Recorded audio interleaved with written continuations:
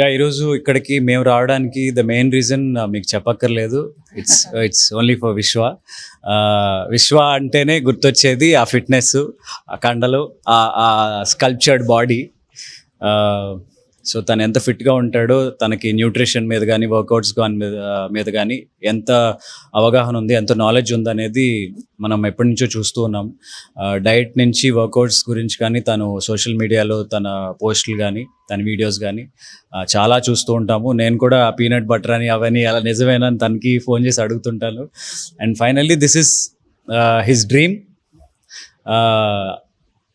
అంటే ఇక్కడ జిమ్ అనేసరికి only workouts, only body builders మాత్రమే వస్తారు అనేది కాదు.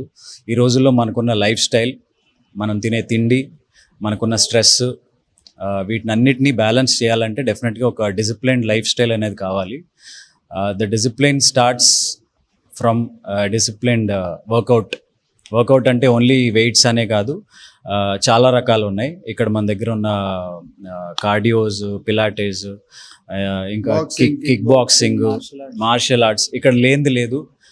It's a one stop solution. Equipment అంతా ఫిజియో క్లినిక్ ఉంది. అండ్ మెయిన్గా ఇంకోటి, వర్కౌట్ చేసేవాళ్ళు ఎలాంటి ఫుడ్ తినాలనే ఒక క్వశ్చన్ మార్క్ ఎప్పుడు ఉంటూనే ఉంటుంది. ఇక్కడ వీళ్ళు డయట్ ఫుడ్ కూడా సప్లై చేస్తున్నారు. So in that way Vishwas fitness క్లబ్కి వస్తే మీరు ఫిట్ అయిపోవచ్చు.